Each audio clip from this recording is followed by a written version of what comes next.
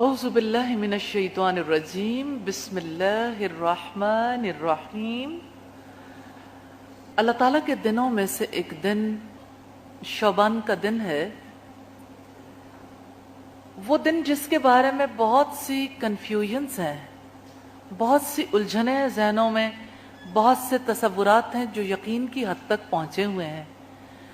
क्या हकीकत है, क्या फसाना है, इसका फैसला हम में से खुद कोई नहीं कर सकता, क्योंकि जिसने ये दीन भेजा है वही ये फैसला कर सकता है। जिसने दीन सिखाया वही ये फैसला कर सकता है। अपनी जानिब से जो कोई इस पर इजाफा करेगा या कमी करेगा, अल्लाह ताला के यहाँ गुनाहगार होगा। निस्फ शौबान का यानी शब बरात का तसव्वुर कैसा है, इसके बारे में हदीस हम देखेंगे। क़ाल सल्लल्लाहु अलैहि वसल्लम, रसूलुल्लाह सल्लल्लाहु अलैहि वसल्लम ने फरमाया, यत्तलिउल्लाहु तबारक व तआला इला खल्क़िही लैलतन निस्फ़ मिन शाबाना फयग़फ़िरु लिजमी खल्क़िही। रसूलुल्लाह सल्लल्लाहु अलैहि वसल्लम ने फरमाया, अल्लाह ताला निस्फ़ शौबान की रात को अपनी मखलूक की तरफ झांकते हैं और तमाम मखलूकात को बख्श देते हैं, इल्ला लिमुशरिकिन औ मुशाहिनिन, मां सिवाय शिर्क करने वाले के और बुग़्ज़ रखने वाले के। ये हदीस सईदना मुआज़ बिन जबल, सईदना अबू सालबा खुशनी, सईदना अब्दुल्ला इब्न अम्र, सईदना अबू मूसा Ashari, सईदना Abu Huraira, सईदना Abu Bakr Siddique, सईदना of बिन मालिक और सैयदा आयशा रज़ियल्लाहु ताला अन्हुम से मरवी है। सहीहा में यह हदीस 1144 नंबर पर है। हदीस के अल्फाज एक दफा फिर मैं आपके सामने रखना चाहती हूं।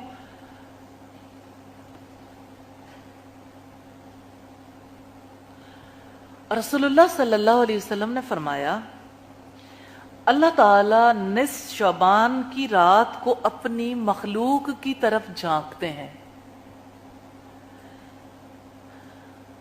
पहली बात साबित हो गई कि रात खास है। अपनी मखलूक की तरफ अल्लाह ताला झांकते हैं और तमाम मखलूक को बख्श देते हैं, मग़फ़िरत फरमाते हैं, सिवाय शिर्क करने वाले के और बुग़्ज़ रखने वाले के। इसका मतलब यह है कि मुशरिक के लिए बख्शिश नहीं और बुग़्ज़ रखने वाले के लिए बख्शिश नहीं है। हदीस के सरी अल्फाज से जो बात हमें पता चलती है वो ये कि निस्फ शौबान की रात को अल्लाह ताला मखलूक की तरफ झांकते हैं। इस हदीस की रोशनी में हम शबान के बारे में देखेंगे कि हमारे यहाँ कौन सी रिवायात हैं जो मशहूर हैं, यानी जिनकी बुनियाद पर निस्फ शबान को एक ख़ास अंदाज में सेलिब्रेट किया जाता है, मनाया जाता है। और फिर ये देखेंगे कि हद क्या है। हम इस पर मजीद बातचीत करने से पहले थोड़ी सी देर के लिए गौर फिक्र करेंगे। मैं आपसे सवाल ये करना चाहती हूँ, अल्लाह ताला ने आपको आंखों की नेमत अता की है, क्या उसके लिए अल्लाह ताला ने कोई हद मुकर्रर की है? हद है, नजर की एक हद है ना, एक खास मकाम तक देख सकती है। फिर जो देखने का आला है खुद आंख, क्या उसकी कोई लिमिट है, हद है? क्या आंख पूरा वजूद बन जाती है या पूरा चेहरा? ऐसा कभी नहीं होता। हम बनाना भी चाहें तो नहीं बना सकते। हमारे कान फैल कर हमारा पूरा वजूद नहीं बन जाते। हमारी सारी जिंदगी समात नहीं बन जाती। जुबान अच्छे अमल करे या बुरे,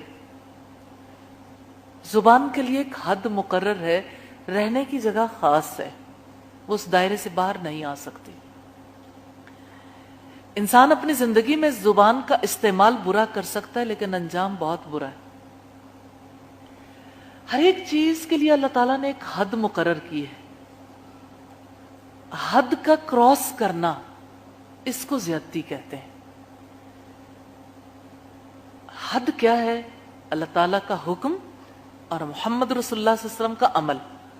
इसलिए जैसे हमने रसूलुल्लाह सल्लल्लाहु अलैहि वसल्लम की हदीस को देखा, ऐसे ही हम आपके अमल को भी देखेंगे। शबन के बारे में हम कुछ खास अहादीस को भी जरूर देखेंगे। इसमें कोई शक नहीं कि इस हदीस से निस शबान की रात की फजीलत साबित होती। शक व शुबे से बालातर है, क्योंकि हदीस सही है। इस रात को जो कुछ हमारे यहां किया जाता है, यह भी एक सच्ची बात है, हकीकत है, उसका इस हदीस से कोई ताल्लुक नहीं है। इस रात में क्या कुछ किया जाता है? खाने पकाए जाते हैं, बांटे जाते हैं, फिर इबादत होती हैं, नवाफिल और कुरान खानियां और इसी नौइयत के बहुत सारे काम। इसके अलावा भी कुछ काम होते हैं, आतिशबाजी, और इसके अलावा भी कोई काम होता है जी। जो बेटियां शादीशुदा होती हैं, उनको जैसे ईद पर तोहफे तोहफ भेजते हैं, इसी तरह से निस शबान के लिए, शब बारात के लिए भी बाकायदा तौर पर कुछ ना कुछ उनके यहां भिजवाया जाता है। जैसे ईद उल फितर मनाई जाती है, ईद उल अजहा मनाई जाती है, इसी तरह से हमारे यहां शब बारात भी बाकायदा तौर पर मनाई जाती है। आया इस मनाने का दीन से कोई ताल्लुक है? देखिए, इस रात की फजीलत से किसी को कोई इनकार नहीं, लेकिन मोहम्मद रसूलुल्लाह सल्लल्लाहु अलैहि वसल्लम से बढ़कर कौन जानता था कि ये रात फजीलत वाली है? कौन आपसे बढ़कर बेहतर अमल कर सकता है? आप सल्लल्लाहु अलैहि वसल्लम ने इस रात में ऐसा अमल नहीं किया जैसे अमाल हमारे यहां किए जाते हैं। न इस रात के लिए आपकी बेटी के लिए कोई खास खाने गए, न कोई लिबास गए, न इसके लिए कोई आतिशबाजी की मुहिम हुई, न इसके लिए बाकायदा कुरान खानी हुई, न नवाफिल का एहतमाम, न खाने बने, न हलवा पूरी बनाई गई, न ही इस नौइयत के और खाने। फिर ये सब कुछ क्यों होता है और इबादत समझकर क्यों किया जाता है? उसकी रीजन है, हमारे यहां किसी काम को इबादत करार देने के लिए अल्लाह ताला और उसके रसूल की तरफ देखना उमूमी तौर पर जरूरी ख्याल नहीं किया जाता। इसका फैसला कुछ लोग आपस में बैठकर कर लेते हैं, फिर अपनी बात को पुख्ता बनाने के लिए या तो रिवायात घड़ी जाती हैं या ऐसी रिवायात का सहारा लिया जाता है जो ज़ईफ हो। इस वजह से इसकी हकीकत को समझना जरूरी है, क्योंकि मग़फ़िरत तो हर एक को अजीज है, हर एक मग़फ़िरत चाहता है, लेकिन रसूलुल्लाह सल्लल्लाहु अलैहि वसल्लम ने वाज़े कर दिया, न मुशरिक की मग़फ़िरत होगी न बुग़्ज़ रखने वाले की। इसलिए देखना क्या है? इसलिए देखना यह है कि कहीं हमारा कोई अमल शिरकिया तो नहीं है।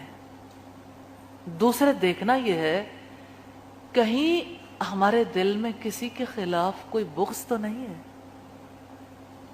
اگر کسی کے بارے میں خواہ وہ کوئی ملازم ہو، غلام ہو، خواہ وہ آپ اس پر کتنا ہی کنٹرول رکھتے ہو، جس کے بارے میں دل میں بغض ہے اس کا تو کچھ نہیں بگڑے گا، لیکن جس دل کے اندر بغض ہے وہ بخشا نہیں جائے گا، اس کی مغفرت نہیں ہوگی۔ اصل میں توجہ طلب یہ بات کرنے والا کام یہ ہے، شرک سے بچیں اور بغض سے بچیں۔ شرک کے بارے میں ہم پہلے پڑھ چکے، بغض کے بارے میں دیکھنا ضروری ہے۔ بغض کیسے پیدا ہوتا ہے؟ انسان جب کسی سے بدگمان ہوتا ہے تو دل میں اس کے بارے میں کوئی اچھا خیال نہیں آتا، نہ وہ خیال جگہ پکڑ سکتا ہے۔ برا خیال دل میں آتا ہے اور وہ دل میں جم جاتا ہے۔ جب وہ دل میں جم جاتا ہے پھر آپ جانتے ہیں کہ جیسے کمپیوٹر کی پیچھے سے جو سیٹنگز کر دی جاتی ہیں اسی کے مطابق اس میں کوئی پروگرامز چلائے جا سکتے ہیں۔ دل میں اگر بغض کا سافٹ ویئر ڈاؤن لوڈ کر دیں یا اس کی بیسک پروگرامنگ ہی بغض کی بنیاد پر ہو تو سمجھ لیجئے بخشش کبھی نہیں ہوگی۔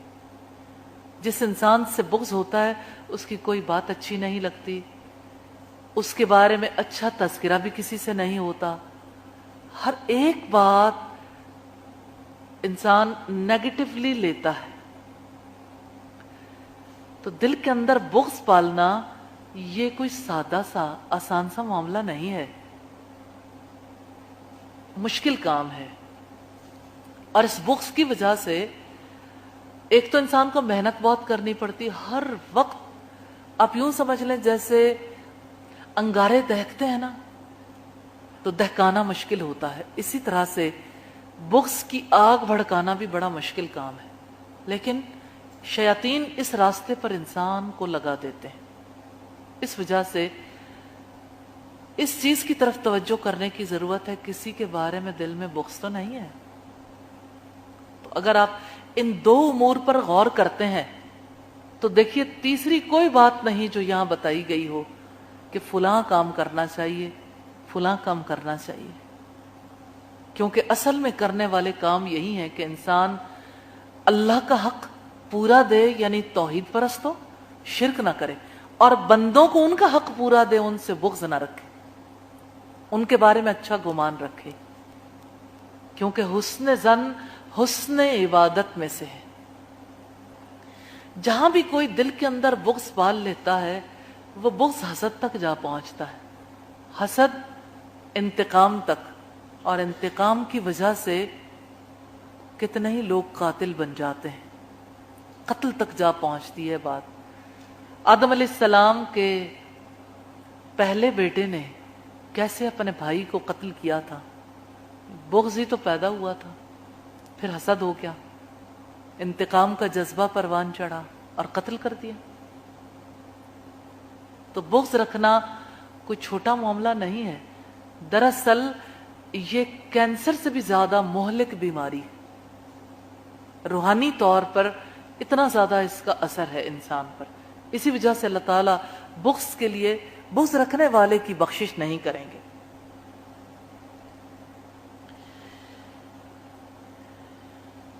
پھر ایک اور بات، ایک اور اینگل سے بھی ہم دیکھتے ہیں کہ اگر اس وجہ سے کہ اس رات میں اللہ تعالیٰ مخلوق کی طرف دیکھتے ہیں، اس میں خاص قسم کی عبادات کی جائیں اور اس میں خاص قسم کے پروگرام ترتیب دیے جائیں، تو اللہ تعالیٰ تو ہر رات آسمان دنیا پر نزول کرتے ہیں۔ یہاں تو جھانکنے کی بات ہے، ہر رات نازل ہونے کی بات ہے۔ ہر رات جب نازل ہوتے ہیں اس وقت سب لوگ کیوں سوتے رہتے ہیں؟ اسلام پابندی عائد نہیں کرتا اٹھنے کی، لیکن اللہ تعالیٰ یہ سوال کرتے ہیں، ہے کوئی جو مجھ سے بخشش مانگے میں اسے بخش دوں؟ پھر کتنے ہی لوگ سوئے رہ جاتے ہیں بخشش مانگنے کی بجائے۔ ہے کوئی جو مجھ سے مانگے میں اسے عطا کر دوں؟ تو اللہ تعالیٰ سے سوال کرنے کا وہی وقت ہے۔ اور پھر آپ دیکھیے کہ اگر اس دن کی بات ہے تو ہر پیر، ہر سوموار اور جمعرات بھی پھر خاص دن ہے، پھر یہ مروجہ عبادات تو ان دنوں میں بھی ہونی چاہیے، اس کی کوئی انتہا نہیں ہے۔ ہمارے لوگ اس معاملے میں اتنا آگے جا چکے ہیں کہ ہر دن کی عبادات مختلف کر دیں، اور اسی طرح سے ہر دن کے اذکار بھی مختلف کر دیے۔ کعبہ میں پہنچتے ہیں تو طواف کے ہر چکر کی دعا بھی مختلف کر دیتے ہیں۔ یہ شدت پسندی ہے۔ آپ جو بھی دعا کرنا چاہیں، کوئی روک رکاوٹ نہیں ہے، لیکن کوئی خاص کرنا چاہیں گے تو یہ سنت سے انحراف ہے، کیونکہ اللہ تعالیٰ کو تو وہی عمل پسند ہے، اس کی محبت بھی تب ملتی ہے، مغفرت بھی تب ہوتی ہے جب ہم نبی صلی اللہ علیہ وسلم کی پیروی کرتے ہیں۔ دلیل ہے سورہ آل عمران کی آیت نمبر 31، قُلْ إِن كُنتُمْ تُحِبُّونَ اللَّهَ فَاتَّبِعُونِي يُحْبِبْكُمُ اللَّهُ، کہہ دو کہ اگر تم اللہ تعالیٰ سے محبت رکھتے ہو تو میری پیروی کرو، اللہ تعالیٰ تم سے محبت کریں گے، وَيَغْفِرْ لَكُمْ ذُنُوبَكُمْ، اور تمہارے لیے تمہارے گناہوں کو بخش دیں گے۔ سیدنا ابو ہریرہ رضی اللہ تعالی عنہ بیان کرتے ہیں، رسول اللہ صلی اللہ علیہ وسلم نے فرمایا، تُعْرَضُ الْأَعْمَالُ فِي كُلِّ اثْنَيْنِ وَخَمِيسٍ، ہر سوموار اور جمعرات کو بارگاہ الہی میں اعمال پیش کیے جاتے ہیں۔ فَيَغْفِرُ اللَّهَ لِكُلِّ امْرِئٍ لَا يُشْرِكُ بِاللَّهِ، بس اللہ تعالیٰ ہر اس شخص کی گناہ معاف کر دیتا ہے جو اللہ تعالیٰ کے ساتھ کسی کو شریک نہ کرتا، سوائے اس شخص کے کہ اس کے اور اس کے بھائی کے درمیان دشمنی اور کینہ ہو، تو اللہ تعالیٰ فرماتا ہے ان دونوں کو چھوڑ دو یہاں تک کہ صلح کر لیں۔ یہ مسلم کی روایت ہے 2565 نمبر پر، اور کتنی زیادہ مشابہت ہے دونوں احادیث میں۔ 2 دنوں کے بارے میں بھی وہی بات ہے جو بات نصف شعبان کے بارے میں۔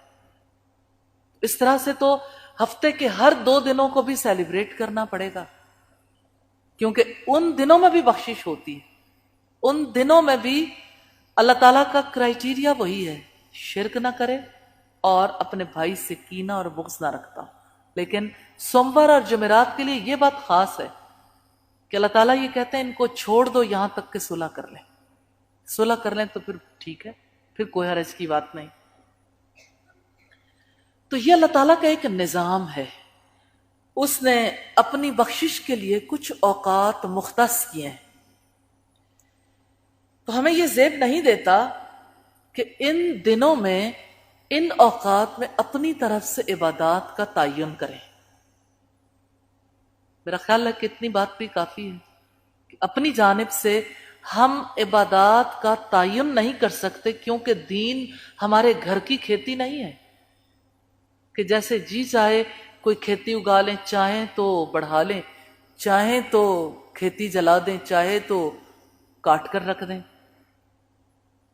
دین تو اللہ تعالیٰ کی طرف سے آیا، اور جس دین کو اللہ تعالیٰ نے اپنا قرار دیا، ان الدین عند اللہ الاسلام، یقیناً دین تو اللہ تعالیٰ کے نزدیک اسلام ہے۔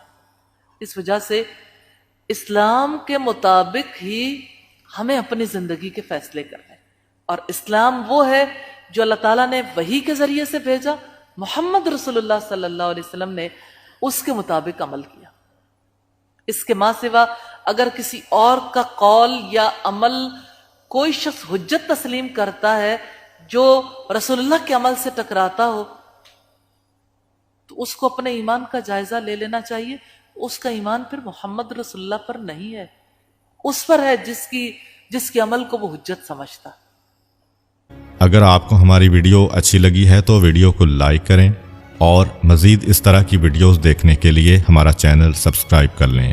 ملتے ہیں نیکسٹ ویڈیو میں، اجازت دیجیے، اللہ حافظ۔